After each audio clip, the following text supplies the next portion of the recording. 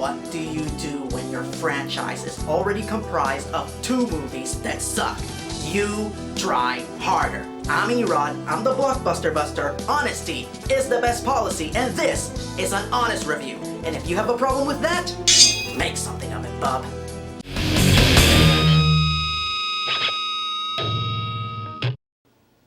Yes, the dream team at Fox have done it. They have actually managed to produce a Wolverine movie that doesn't make you want to jump out of a window screaming.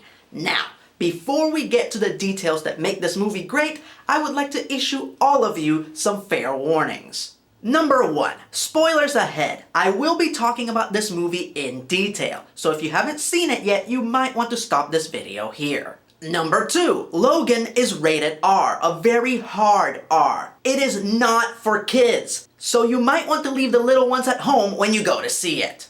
And number 3, this is a very emotionally draining movie. This is not a feel-good, high-energy action-adventure adrenaline rush. So take some tissue with you and hold your mom's hand, cause your heartstrings will be tugged. Especially if you've been following the X-Men franchise since the year 2000.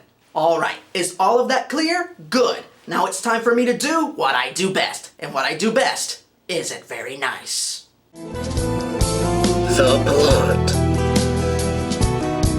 In the year 2029, mutants are nearly extinct. And an old and sickly Logan now divides his time between dead-end jobs and taking care of an elderly Professor Xavier. But their lives get turned upside down when they take a mysterious young mutant under their care. A mutant that is on the run from mercenaries working for the Weapon X program. A mutant that is just as powerful and dangerous as Wolverine was in his prime. A mutant that just so happens to be X-23, Logan's daughter.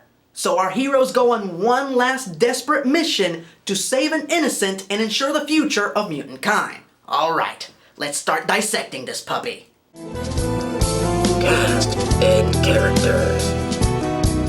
Now before I talk about the veterans that have been with this franchise from the very beginning, I have to give props to 12-year-old badass Daphne Keane, playing one of the most popular characters of the modern era, X-23. Believe it or not, this is Daphne Keane's first movie, and she still did a magnificent job of conveying both the ferocity and sympathy of this very complex character, which is made all the more impressive when you stop to consider that for over half the movie she doesn't speak, meaning that she didn't have dialogue to aid her performance, and yet she still got the point across.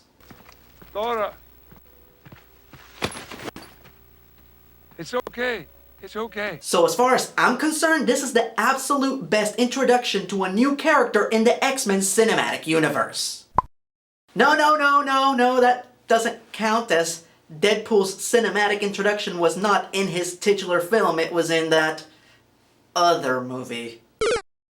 Oh, jeez, what were they thinking? Anyway, here's an interesting fact. Did you know that X-23, like Harley Quinn, was actually created for a cartoon and not for a comic? Yes, X-23's first appearance was in the X-Men Evolution animated series, and the character proved to be so popular that she was adapted to the comics. Oh, and while we're on the subject of the Tiny Terror, Daphne Keane's stunt double, Nia Murphy, is no joke.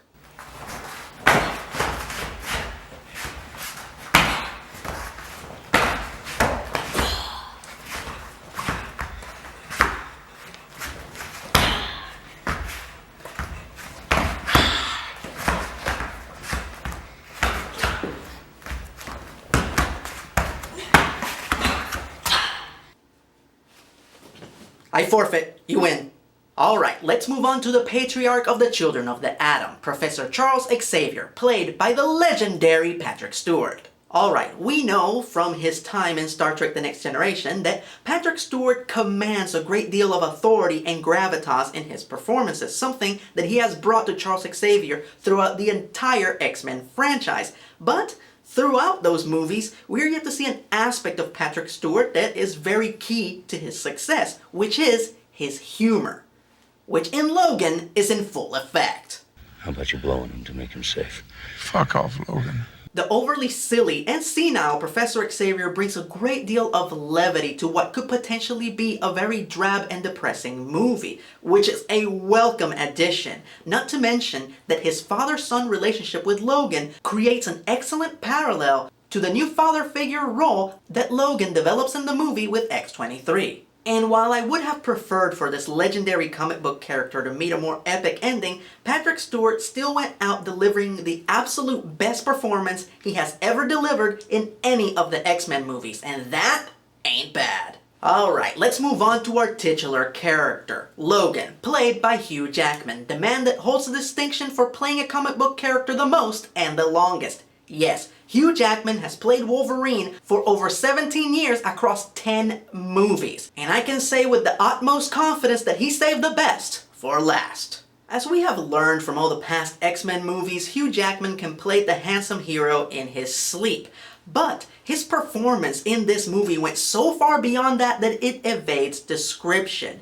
He is a broken man without direction, which is evident every moment that Jackman is on the screen. And even when he's offered the chance to save X-23 and be a hero again, he turns the opportunity down over and over again, as his lifelong efforts as an X-Man have only brought him misery and pain. The theme of this movie is that there is no reward in heroism, which is a hard-hitting piece of reality that carries a great deal of emotional weight. But Jackman carries that weight magnificently. My one and only criticism of this movie is that the villains were very generic and one-dimensional. Now, don't misunderstand me. I don't mean to disrespect the actors who played them. They did a pretty good job with the material they were given, but with this being Wolverine's final outing, I would have liked to have seen the character go up against a villain that was up to his level, like Sabretooth, Omega Red, or Lady Deathstrike. With that said, I really enjoyed the concept of Wolverine fighting a clone of himself. After all, Wolverine's worst enemy is Wolverine.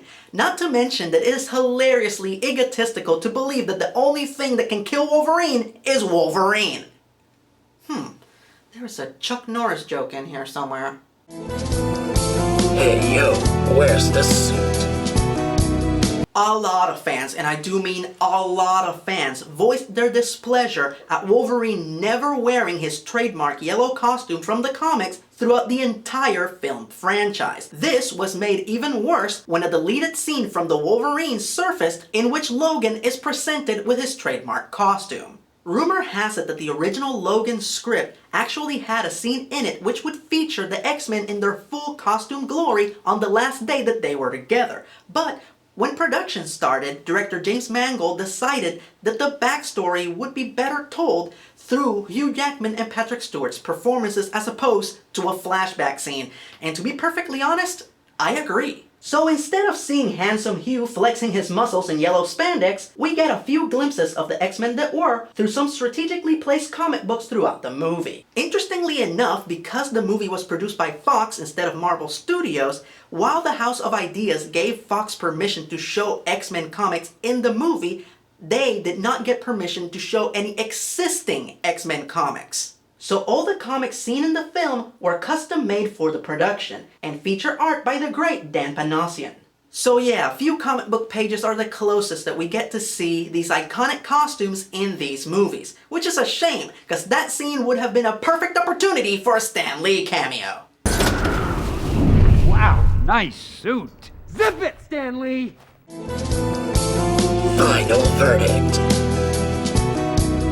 God, I wish I could erase the other two Wolverine movies out of existence and have this be the only Wolverine movie, but it is what it is. Not only do I feel that Logan is the absolute best movie in the entire X-Men Wolverine franchise, but I feel that it is one of the absolute best comic book movies of all time, and you can quote me on that.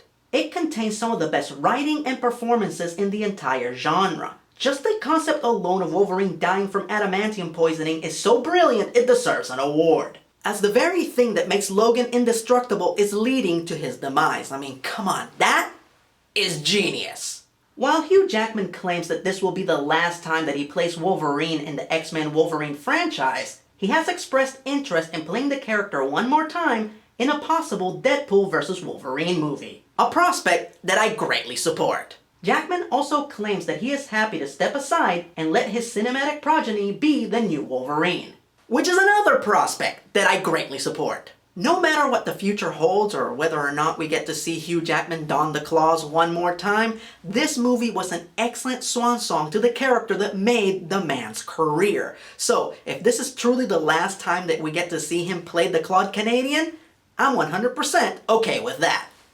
10 points in the badassitude meter. Grow out your sideburns, put on some Johnny Cash, and give it a watch, bub.